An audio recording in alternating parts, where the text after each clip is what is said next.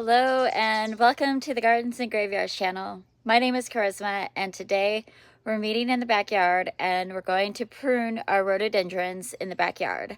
So we're starting here at the very first one. It's one that we planted just 2 years ago. It hasn't bloomed for us yet.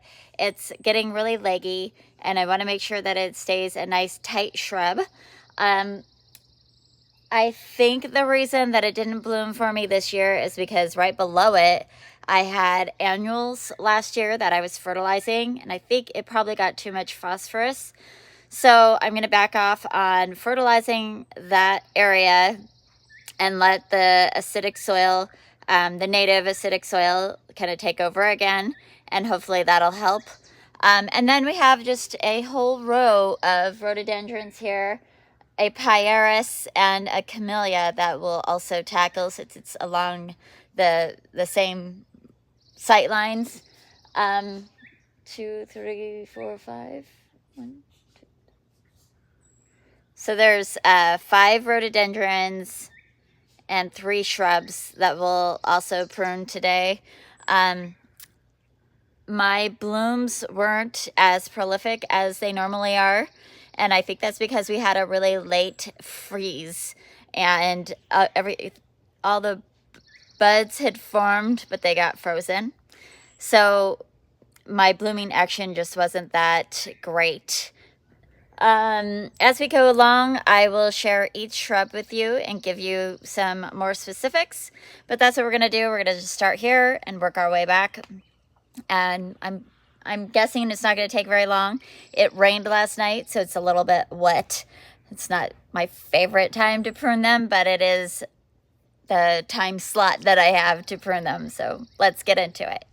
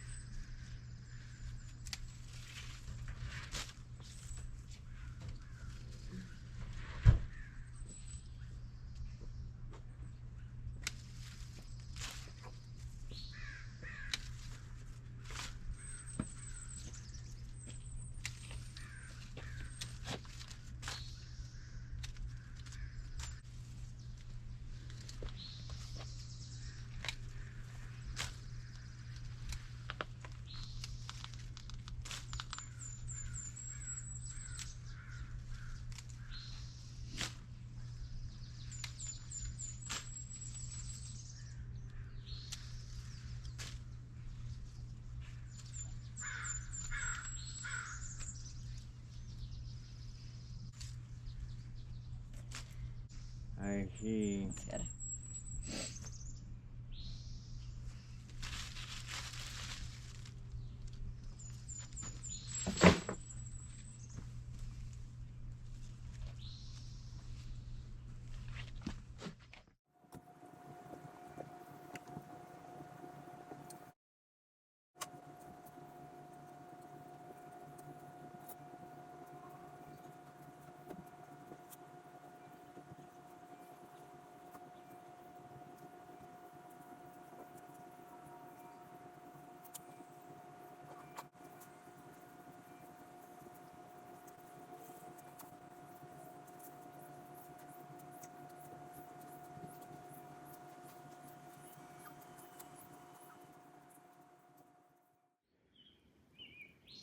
So with this rhododendron, I just kind of shaped it up and cleared the fence line so we could get here, have access to it if we needed. That rhododendron I'm leaving alone, doesn't need to have anything done to it. I don't think there's any more. I could go through and detail and pick out every little spent blossom, but that's not necessary on rhododendrons. Then we come to this camellia, which I'm too late to do any hard pruning on because it bloomed a few months ago. But I do want to separate the camellia from the rhododendron and the butterfly bush. So I just want to give it a little room, everybody to have a little bit of room to breathe. And then we'll prune this rhododendron and see where we are with the camellia and this rhododendron. So there's the before on the camellia.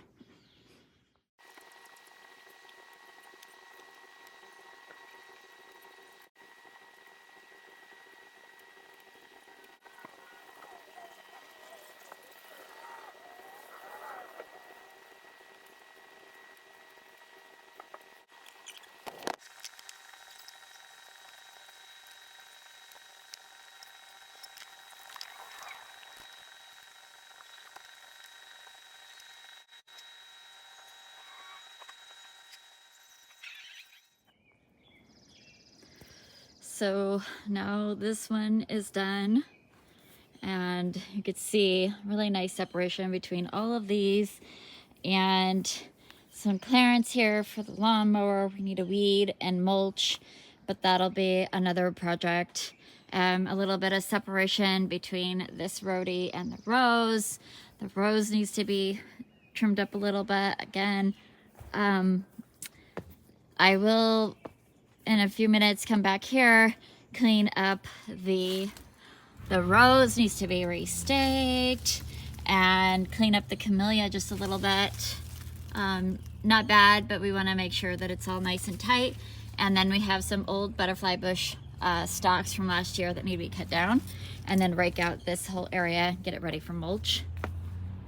Then over on this side, I just basically cleared this path, took any limbs off of this rhododendron that were over here on the path, kind of evened it out so there's not any just kind of wild hair sticking up out of the top there.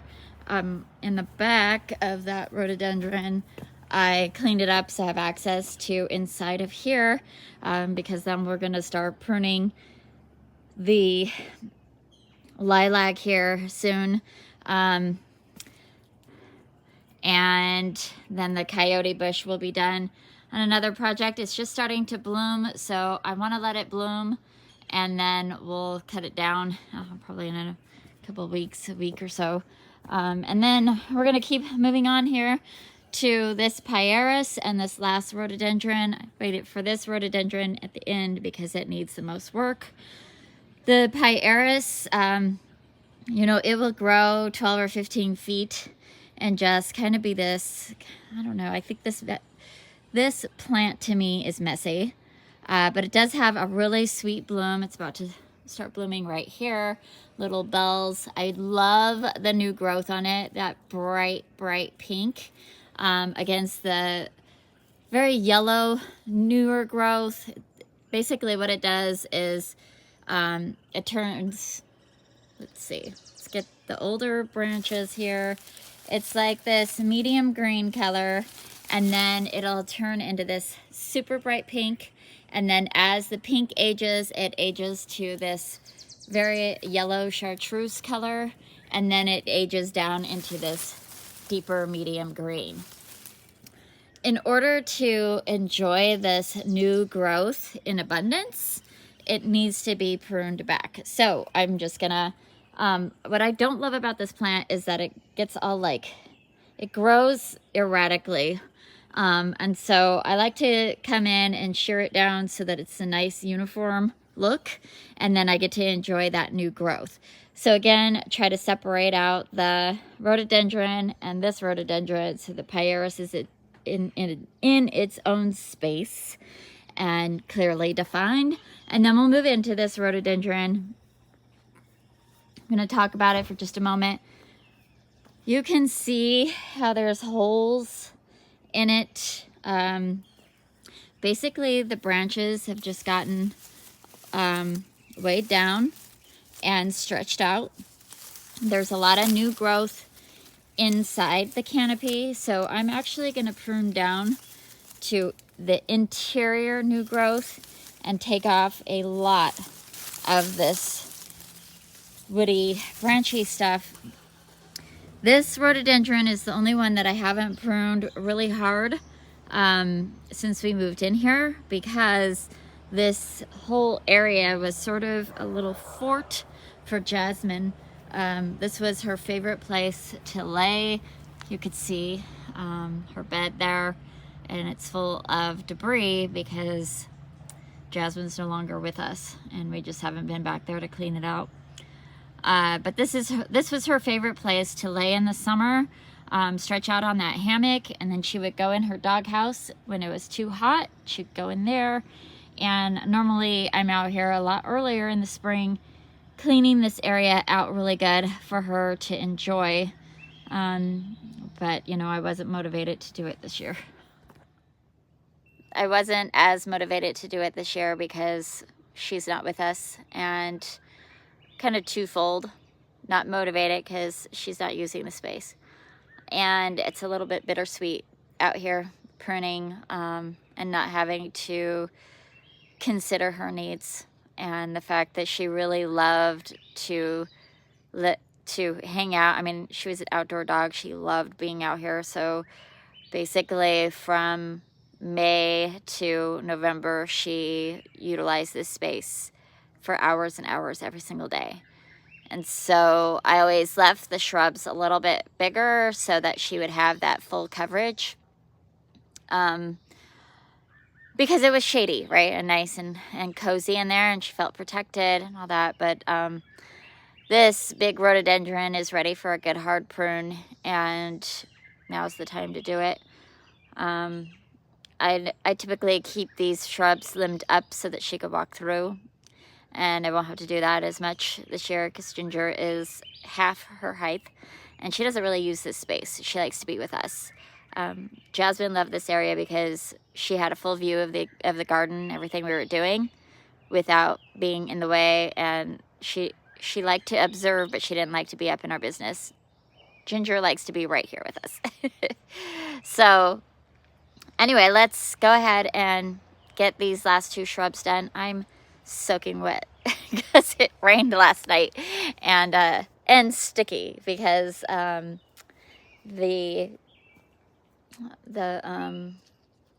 I cleaned them all off. The calyx on a rhododendron, let's see if I can find one that I didn't clean off. Here we go. These little kind of spidery looking things right here, that's what's left over after, I mean, usually a big clump of them are left over after the blooms fall off. And they're sticky because they have that flower sugar in there. All right, let's do this Pieris, and then we will do some significant pruning on this rhododendron.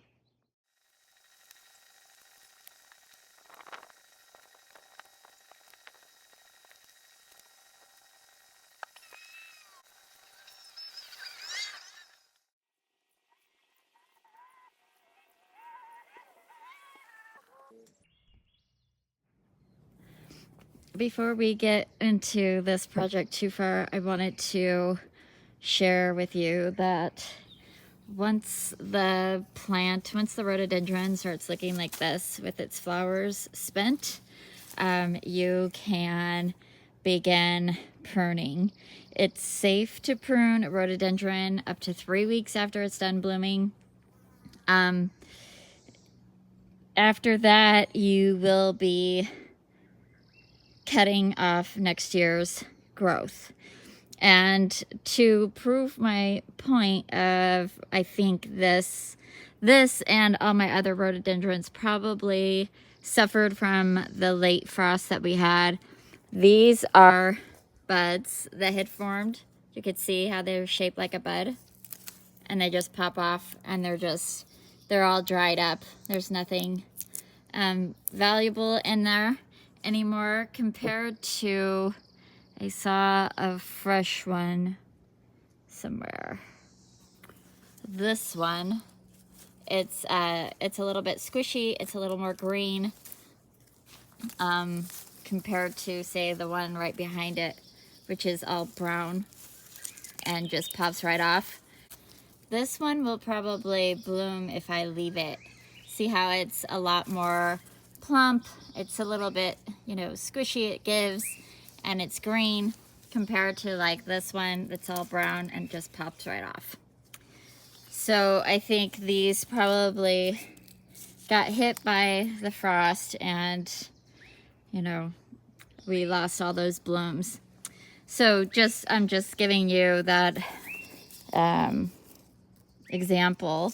This is another example. This is a bloom that's just starting to come into form. You can see how it's got some plump little pieces right here. Those will unfurl and become these beautiful petals. So this is my latest blooming rhododendron. I'm going to be a little bit careful because I do want to have some blooms, but it is the time to prune all of them. So I'm basically going to just take it and shape it the way I want to shape it, underneath and on the sides, behind, like all the way around basically. And then anywhere that I can, I'm going to take down the canopy, and that might mean that I leave a few branches up to let them bloom this year just to enjoy their beauty, and then I'll come back and cut them later, which might make the plant look a little funny for a couple of weeks, but worth it to me.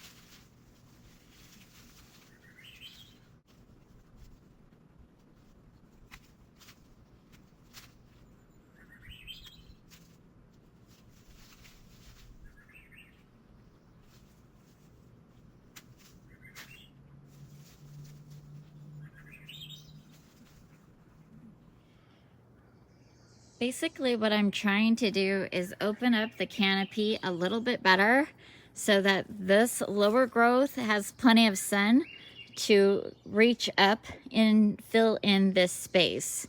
So anywhere that I can kind of open it up, so like this is an example here, we have this big old branch laying down, weighed down, and it's kind of crossing over this newer growth right here. So if I take out these branches, then, and maybe a little bit of this right here, then this canopy of branching here can stretch and fill this hole in. Hopefully that makes sense.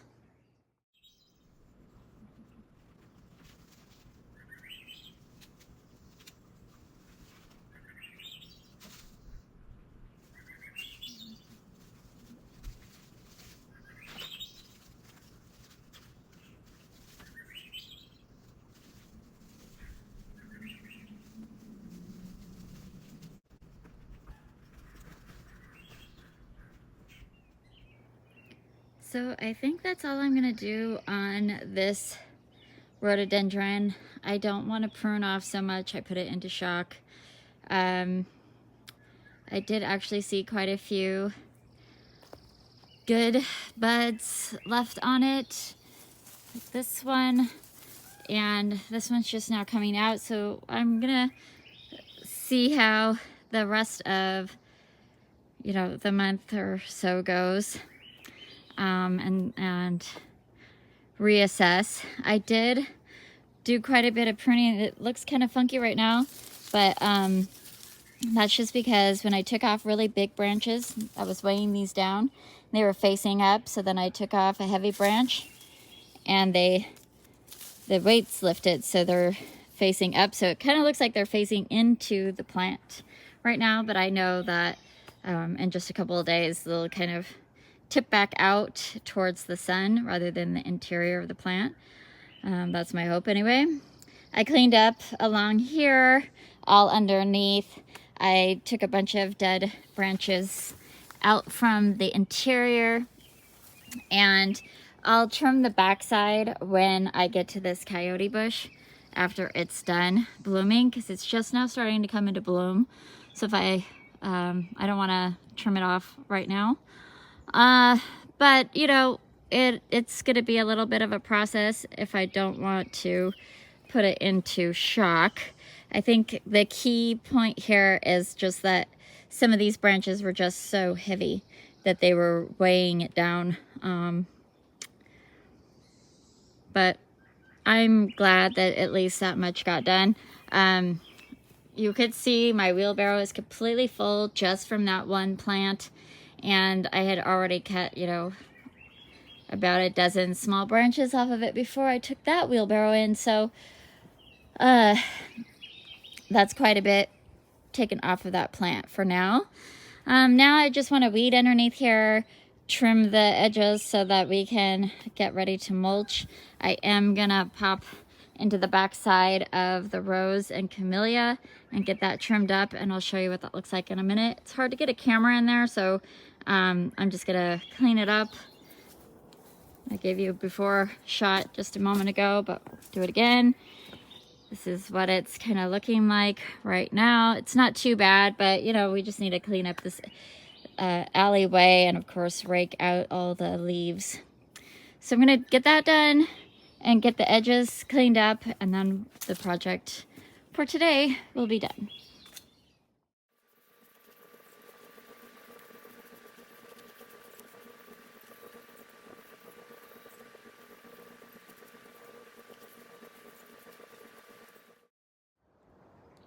What a lovely morning. We got a lot done. I was hoping to get to the Wigelia in the back, but that'll have to wait. I'm out of time. I was also hoping to edge, but we don't have any mulch just yet anyway, so may as well just edge when we're ready for it. Let me turn the camera around. I'll show you what we got done and a little peek into our next pruning project.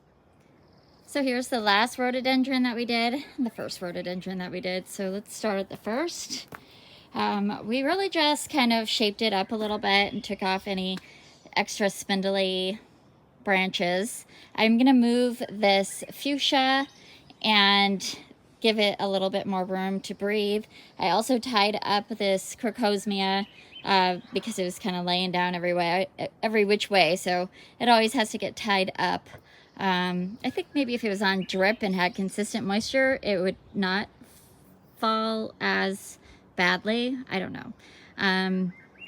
Anyway, so that's all nice and tidy. And then this was the last rhododendron, and we talked about it a little bit already. Just cleaned up underneath it, shaped it up a little bit, limbed it up a little bit, alleviated some of the pressure on those heavy branches. And then we'll get to the backside when we do the coyote bush. The pyrus got shaped up. It's relatively all the same height, which I like because I like to have this sort of dense hedge going on, but I still want to sort of distinctly see the different shrubs. So the pyrus is cleaned up there. This rhodie didn't have very much pruning to be done. A little bit of lower branch die off that I picked up, and then really just kind of went through and cleaned like this all of the dead. Well, obviously not all, because I still have plenty in there, but you know, any finished blossoms. This one we didn't take much off the top. It was mostly just on the sides, access for the mower and access for the walkway. This walkway was like all these branches over here and all these branches over here. It was getting quite narrow, so we took care of that. And then I did limb this, or I did take quite a bit off of this last one here. We've just been slowly trying to get it into rejuvenation prune. You can see how nice and dense it is here in the front.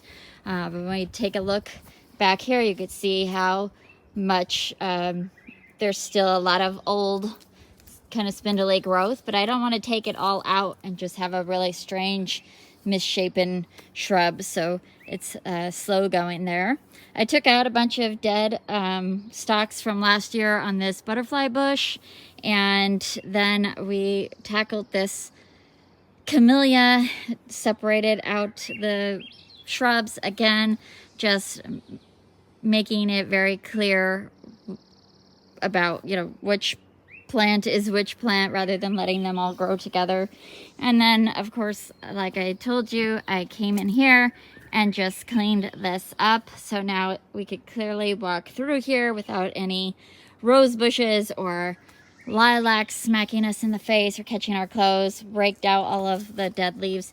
Mostly it was dead leaves from the camellia. This is an evergreen, but like all evergreens, it will shed last year's leaves in the wintertime, so it just pushed off the old leaves and pushed it in the new growth. And so I just cleaned that all up, and then I had to tie up this butterfly bush right here because this limb was, the roots are really loose down in there, so I try to help it along. And then I trimmed up the Escallonia a little bit. This is Jack's old kennel, and we thought maybe Ginger would like to use it as a little dog house in the shade. Since Jasmine had hers, Ginger does not like being that far away from family, so it's probably close to time to removing that from the garden.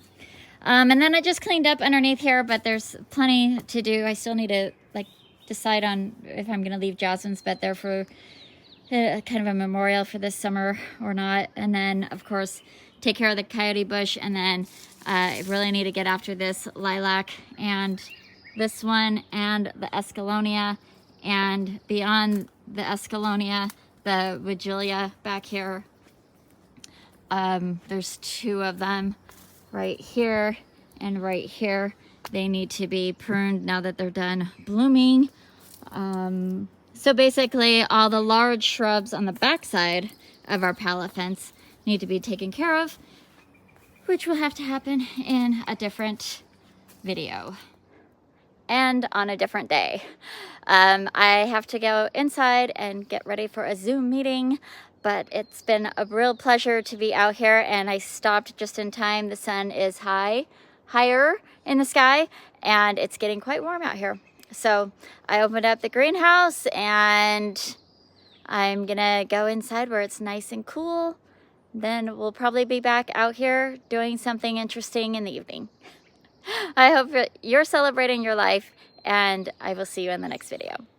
Bye.